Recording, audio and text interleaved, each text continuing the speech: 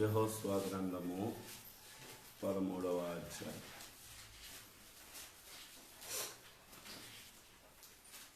వచనాన్ని 33వ వచనాన్ని మనందరము కలిసి చదువుదాం. యెహోషువ గ్రంథము 13వ అధ్యాయం 33వ వచనం. లేవి గోత్రమునకు మోసే స్వాస్థ్యం పంచిపెట్టలేదు, ఏలయనగా ఇశ్రాయేలు దేవుడైన యెహోవా ఆయనే వారి స్వాస్థ్యము. దేవుడి మాటలు మనం ఇంటిలో దీవించగాక. లేవి గోత్రానికి స్వాస్థ్యం ఎవరమ్మా? దేవుడే. స్వాస్థ్యము అనే మాట గురించి కొన్ని విషయాలు మనం విన్నాం. అసలు స్వాస్థ్యం అంటే ఏంటి, స్వాస్థ్యం అంటే ఏంటి అనేది కొన్ని విషయాలు మనం ఈరోజు చూస్తాం. దేవుడు అంటున్నాడు, లేవి గోత్రానికి నేనే స్వాస్థ్యము. చూడండి, ద్వితీయోపదేశకాండము 10వ అధ్యాయం. ద్వితీయోపదేశకాండం 10వ అధ్యాయం 9వ వచనము. కాబట్టి తన సహోదరులతో పాటు లేవీయులు స్వాస్థ్యమునైనను పొందలేదు. నీ దేవుడని యెహోవా వారితో చెప్పినట్టు యెహోవాయే వారికి స్వాస్థ్యము. యెహెజ్కేలు గ్రంథము 44వ అధ్యాయం.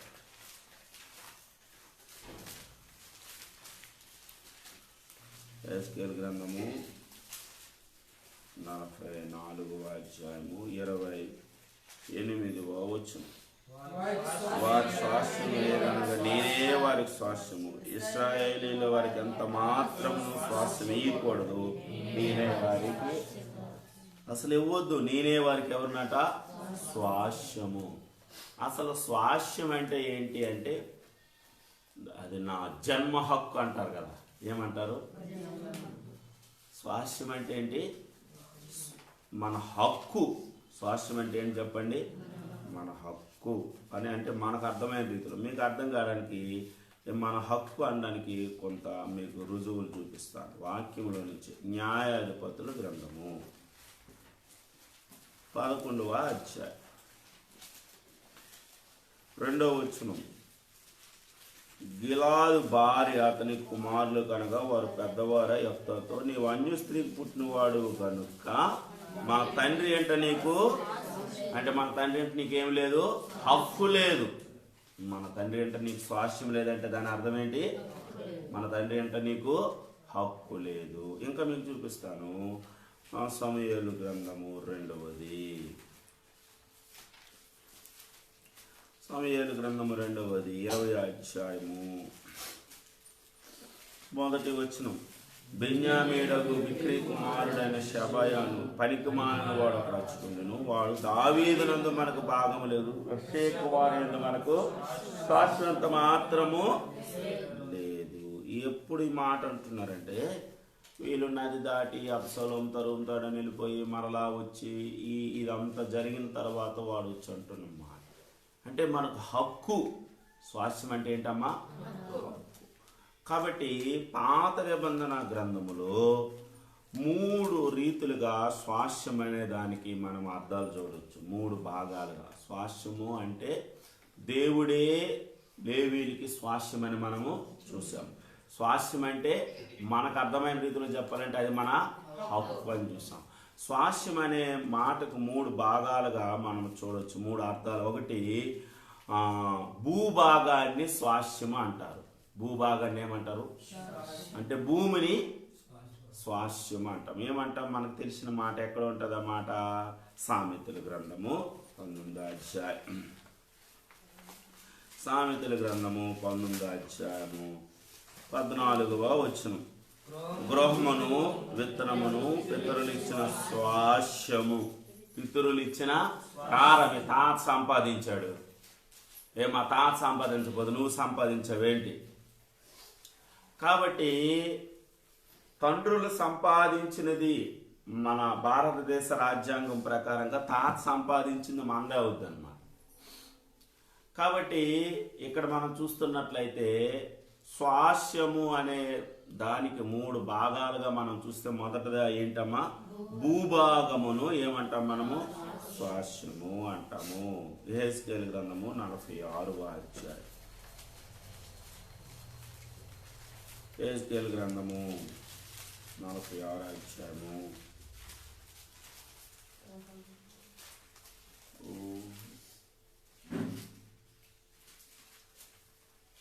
16. ప్రభువైన యెహోవా సెలవిచ్చిందేమనగా, అధిపతి తన కుమారులు ఎవరికైనా భూమి ఇచ్చినట్లయితే అది అతని కుమారునికి స్వాస్యమైనందున అతని కుమారులు తగును.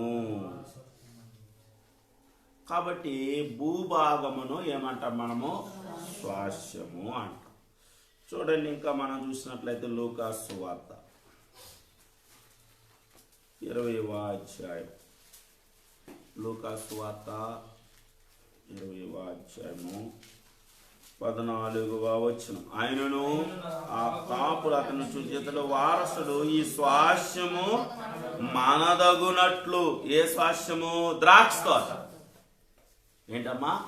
ఆ ద్రాక్ష తోట అంతా మందయ్యేటట్లుగా కొడుకు వచ్చాడు. ఇప్పుడు ఆ కొడుకుని చంపిస్తే ఆ ద్రాక్ష తోట ఎవరిదైపోద్ది? మందైపోద్ది. కాబట్టి స్వాస్యం అంటే మన హక్కు. ఈ భూమి, ఈ పట్టాదారుడు అంటే ఏంటి? హక్కుదారుడు. ఏంటి పట్టాదారుడు అంటే ఏంటి? ఈ భూమి యొక్క హక్కు. ఈ భూమి మీద ఎవరికి హక్కు? నువ్వేంటి ఎక్కడ అడుగుతాను? నీదిలాగా అని అంటారు కదా. మాది కాకపోతే నీది ఏంటని అంటారు కదా. కాబట్టి ఇక్కడ స్వాస్యం అనగా హక్కు అనేది మనం చూడొచ్చు. ఇది మొదటి భాగాన్ని ఏమంటామంటే భూభాగాన్ని ఏమంటాము? స్వాస్యము అంటాం. రెండవదిగా చూడండి, దేవుని పిల్లలమగా రెండవదిగా దేన్ని అంటామంటే, అమ్మా చెప్పు, ఏంటి చెప్పు?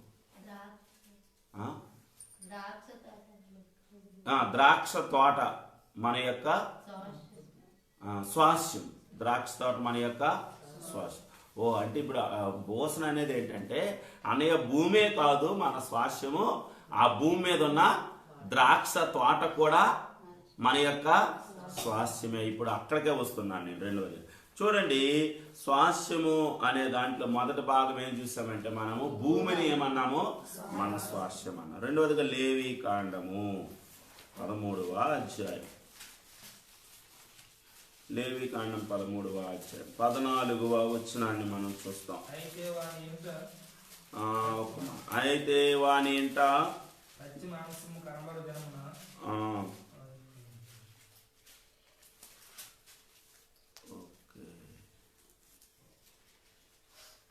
14-13 చూడండి. అది కూడా కాదు కదా.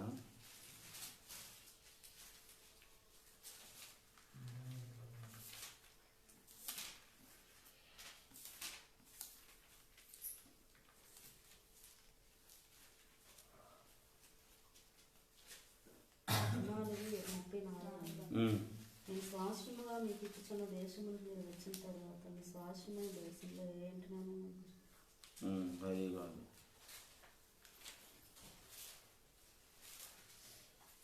ఇక్కడ మనం చూస్తున్నాము స్వాస్యము అనే మాటకు ఏం చూస్తాము అని అంటే, దేవుని వాక్యంలో మనం చూసినట్లయితే సంఖ్యాకాండంలోకి వస్తారు.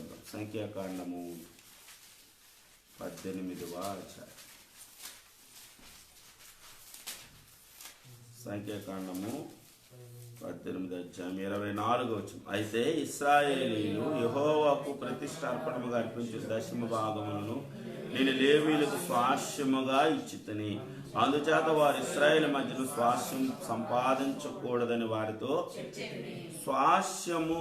ఇంకా 21వ వచనం. ఇదిగో లేవీయులు చేయు సేవకు అనగా ప్రత్యక్ష గుడారం యొక్క సేవకు నేను ఇశ్రాయేలు యొక్క దశమ భాగములన్నింటినీ వారికి స్వాస్యముగా ఇచ్చితిని. దేవుని వాక్యంలో మనం కనుక గమనిస్తూ ఉన్నట్లయితే స్వాస్యము అనగా నీ ఆస్తి, అనగా నీ యొక్క డబ్బు, లేక నీ బంగారము, లేకపోతే నువ్వు చేసిన పనికి ప్రతిఫలము. నువ్వు చేసిన పనికి ఏంటండి అంటే కానుకలు దేవుని సేవకుని, ఇది వారి యొక్క స్వాస్యము. ఇప్పుడు ఒక నెలంతా నువ్వు కష్టపడ్డావు, మట్టి పనికి వెళ్ళావు, దాని యొక్క ప్రతిఫలం నువ్వే పొందాలి. దాని మీద హక్కు నీకే ఉంటుంది. నా డబ్బులు వేరే వాళ్ళకి పడిపోయాయండి, వేరే వాళ్ళ డబ్బులు నాకు పడిపోయి, మా డబ్బులు మీకు పడిపోయాయి అంట. కాబట్టి మీరు కంపల్సరీగా ఇవ్వవలసిందే, ఇచ్చివలసిందే. లేకపోతే ఫర్ ఎగ్జాంపుల్ కూలికి వెళ్తాము, ఈ 3 తాలూకు కూలు నువ్వు పట్టుకెళ్ళిపోయి అమ్మని అంటారు. ఆమె వచ్చి ఇంకా ఆమె కూలు పంచదనమాట, ఆమె దగ్గరే ఉంచుకోండి. మా డబ్బులు ఇంక నువ్వు ఇవ్వలేదు, మీ డబ్బులు అంతా ఏంటి? అవును, ఆ డబ్బులు మా స్వాస్థ్యం, అది మా యొక్క ప్రయాస నుండి వచ్చినది. అంటే ఇక్కడ మనం చూస్తూ ఉన్నాము, స్వాస్థ్యము అనగా మన యొక్క ఆస్తి, మన సంపాదన, లేక మన యొక్క కష్టార్జితము అనే విషయాన్ని మనం ఏం చేసుకోవాలా? జ్ఞాపకం చేసుకోవాలి. అర్థమవుతుంది అనుకుంటున్నాను. స్వాస్థ్యం మనకి ఏంటి? మొదటిగా భూభాగము, రెండవదిగా మన యొక్క కష్టార్జితము లేక మన యొక్క ఆస్తి. ఇప్పుడు ద్రాక్ష తోట ఉంది, నాటేమ్మా, ఈ పళ్ళు నువ్వెందుకు తింటున్నావు, నువ్వెందుకు తెంపుతున్నావు అంటే, దీన్ని నాటింది నేను, నీళ్లు పోసింది నేను, భద్రపరిచింది నేను, ఇప్పుడు దీని పళ్ళు తినవలసిన హక్కు కూడా నాకే ఉంది. కాబట్టి స్వాస్థ్యం అనగా నా ఆస్తి. మూడోదిగా స్వాస్థ్యం అంటే ఏంటో చూస్తాం చూడండి. స్వాస్థ్యం అంటే ఇంకా మూడోదిగా 127వ కీర్తన 127వ కీర్తన 3వ వచనం, కుమారులు యెహోవా అనుగ్రహించు స్వాస్థ్యము, గర్భఫలం ఆయనిచ్చు బహుమానమే. స్వాస్థ్యం అంటే మనమే స్వాస్థ్యం. జానే నాకు ఏంటి? స్వాస్థ్యం. భూభాగము నా స్వాస్థ్యము, రెండవదిగా నా కష్టార్జితము, నా ఆస్తి నాకు స్వాస్థ్యము, నా పిల్లలే నా యొక్క స్వాస్థ్యం. అర్థమవుతుంది అనుకుంటున్నా. చూడండి, దేవుని వాక్యంలో 78వ కీర్తన, మీకు ఇంకా క్లియర్గా అర్థం కాదని చూపిస్తున్నాను. 78వ కీర్తన 62వ వచనం, తన ప్రజలను ఖడ్గమునకు అప్పగించును, ఆయన తన స్వాస్థ్యం మీద ఆగ్రహించను. స్వాస్థ్యం మనకి ఎవరు? ఇశ్రాయేలు ప్రజలే ఆయన యొక్క స్వాస్థ్యం. మీరు నా సొత్తు, నా సొక్కియా అంటే మనము దేవునికి స్వాస్థ్యమై ఉన్నాం. మనము దేవునికి ఎవరు మమ్మ? నీ కుమారుడు నీకు ఎలాగైతే స్వాస్థ్యమో, మనము కూడా దేవునికి అలాగేమై ఉన్నాము? స్వాస్థ్యమై ఉన్నాము. ఇది చాలా ఇంపార్టెంట్. అంటే ఇప్పుడు నేను చెప్పే ప్రతి మాట వినాలనుకుంటాను నేను. నా కుమారుడు వాడు నా స్వాస్థ్యం కాబట్టి నేను చెప్పే ప్రతి మాట వాడు వినాలనుకుంటాడు, నేను వినాలనుకుంటాను. ఒక తండ్రిగా నేను సంపాదించే ప్రతీది కూడా వాడికే చెందాలని కూడా నేను అనుకుంటాను. అర్థమవుతుందా? అంటే ఇప్పుడు దేవుడు కూడా, దేవుడు 1000 కొండల మీద పశువులు ఆయనవి, వెండి బంగారాలు ఆయనవి, అవన్నీ మనకే చెందాలి అని అనుకుంటాడు దేవుడు మొదటిగా. రెండోదిగా మనము ఆయన మాట వినాలని మన నుంచి ఏం చేస్తాడు? ఆయన కోరుకుంటాడు కూడా. అర్థమవుతుంది అనుకుంటున్నా. నా ఆస్తల్లా ఎవరికి చెందాలనుకుంటాను? నా కుమారుడికే. చూడండి, మీకు మొన్న చూపించాను ఆదికాండం 25వ అధ్యాయము. ఆదికాండము 25వ అధ్యాయము ఏం చేస్తున్నాడు ఆయన? 5వ వచనం, అబ్రహాము తనకు కలిగినది యావత్తు, అబ్రహాము తన ఉత్పత్తుల కుమారులకు ఏమిచ్చాడమ్మా? బహుమానములిచ్చి, తాను సజీవుడినై ఉండగానే తన కుమారుడు ఇస్సాకు యొద్ద నుండి తూర్పు తట్టుగా తూర్పు దేశమునకు వారిని ఏం చేశాడమ్మా? బహుమానాలు ఇచ్చి పంపేశాడంట. ఏమిచ్చి పంపేశాడు? బహుమానం అంటే గిఫ్ట్. బహుమానం అంటే ఏంటి? గిఫ్ట్ అంటే పెళ్లికి కొంటాం కదా గిఫ్ట్. మన పర్సులో ఒక 10,000 ఉంటాయి, 10,000 విలువ చేసి గిఫ్ట్ కొనేస్తామేంటి? ఒక 1000 రూపాయలు 500 ఏం చేస్తాము? గిఫ్ట్ కొనేసేస్తాం అంతే. కాబట్టి కెతూరాకు పిల్లలు పుట్టారు, ఇంకా హాగరకు పిల్లలు పుట్టారు. వీళ్ళందరికీ ఏం చేశాడు ఆయన? బహుమానాలు ఇచ్చి పంపేశాడు. ఇస్సాకు మాత్రం తన ఆస్తల్లా, ఎందుకంటే ఇస్సాకు తన యొక్క స్వాస్థ్యం. మనము కూడా ఎవరు అంటే దేవుని యొక్క. అంటే ఇప్పుడు ఇంకొక విషయంలోకి రావాలి మనం. ఇంతకు మనము దేవునికి స్వాస్థ్యముగా ఉన్న ప్రజలంగా ఉన్నామా, లేకపోతే బహుమానాలు తీసుకునేవారుగా ఉన్నామా? ఫర్ ఎగ్జాంపుల్ మీకు అర్థం కావడానికి, తప్పిపోయిన కుమారుడు వచ్చినప్పుడు అలాగ చేస్తావు ఇలాగ చేస్తావు అని అంటే, ఒరే బాబు నావన్నీ నీవి, వాడికి ఏదో కొంచెం ఇచ్చాను అంతే. మన జీవితంలో కొంచెం కొంచెం తీసుకునే వారుగా ఉన్నామా దేవుని దగ్గర నుంచి, లేకపోతే అన్నీ తీసుకునే వారంగా ఉన్నామా? కాబట్టి ఈ ఉదయకాల సమయంలో మనమే దేవునికి, ఇర్మియా గ్రంథము 12వ అధ్యాయం, ఇర్మియా గ్రంథము 12వ అధ్యాయము 8-7 చూడండి. నా స్వాస్యము నా మందిరమును నేను విడిచి ఉన్నాను, నా స్వాస్యమును నా ప్రాణ ప్రియురాలుని. చూడండి, దేవుడు మనల్ని ఎట్లా చూస్తున్నాడు. మీరే నా మందిరం అన్నాడు కదా. మనమంట ఆయన మందిరం అంట, మనం ఆయన స్వాస్యం అంట, మనమైన ప్రాణ ప్రియులమంట. నా స్వాస్యము నాకు అడవులోని సింహము వంటిదాయను. చూసారా, నా స్వాస్యము నాకు పొడల పొడల క్రూర పక్షి ఆయను. ఈ మాట ఏం చూస్తున్నాము?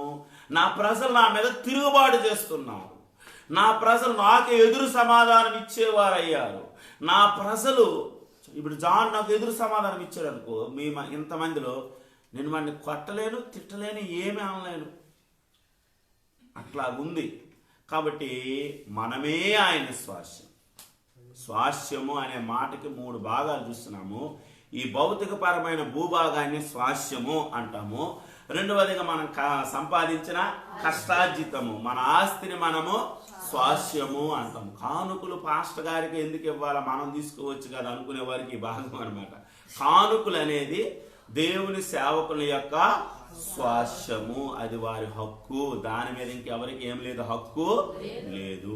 మూడవదిగా మనమే దేవునికి ఏమై ఉన్నాము, మన పిల్లలు మనకి ఎవరంట, స్వాస్యం. ఎట్లాగో మనము ఆయన పిల్లలు, ఆయన సొత్తు, ఆయన స్వకీయ సామ్రాజ్యము. కాబట్టి ఆయన స్వాస్యమై ఉన్న మనము ఆయనకు లోబడుతున్నామా, ఆయన మాటకు విధేయత చూపుతున్నామా, ఆయన సంతోష పెడుతున్నామా? ఈ మధ్య ఒక వ్యక్తికి ఒక కుమార్తె ఉంది, ఒక వ్యక్తికి ఒక కుమార్తె ఉంది.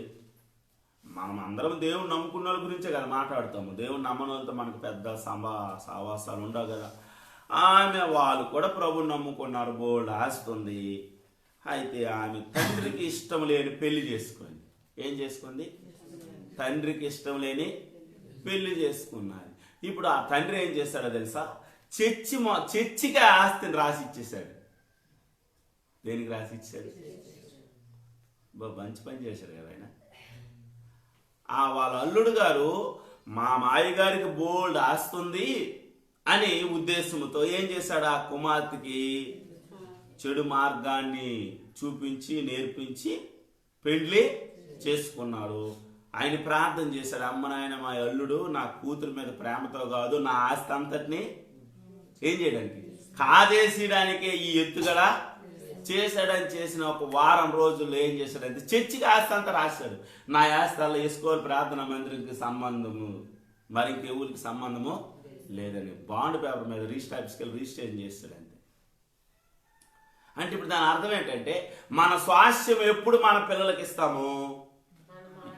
మన మాట వినేటప్పుడు. రెండవదిగా వాళ్ళు దాన్ని వాడు రోజు రోజుకు ఒక్కొక్క మనిషి కమ్మేస్తుండ అనుకుందాం, తాగేసి పేకాట ఆడేసి ఆయన ఉన్న భూమి కూడా రారా నీ పేరున రిజిస్ట్రేషన్ చేసేస్తాము అంటారా? ఏ తండ్రి అయినా ఆయన మంచి తండ్రి, యేసుప్రభువుని పూర్తిగా ఎరిగాడు. అమ్మ నాయన ఇదంతా దేవుడు నాకు ఇచ్చిన ఆస్తి, ఇదంతా దేవుడు నాకు ఇచ్చిన కష్టార్జితం, ఇదంతా దేవుని దైవాలు వచ్చింది కాబట్టి ఒక్క రూపాయి కూడా వేస్ట్ కాకూడదు, ఇదల్లా దేవుని మందిరానికి సంబంధించింది కాకని రాశాడంట. అక్కడ దేవుని మందిరంలో బాధ్యత కలిగిన వారు ఉన్నారు, సేవకులు ఉన్నారు. వాళ్ళు అమ్ముకోరు కదా, వాళ్ళు దాన్ని వ్యర్థమైన వాటి కొరకు ఒకరు ఖర్చు పెడితే మీటింగులకో ప్రార్థనలకో సువార్తలకో ఖర్చు పెడతారు తప్ప వ్యర్థమైన వాటి కొరకు.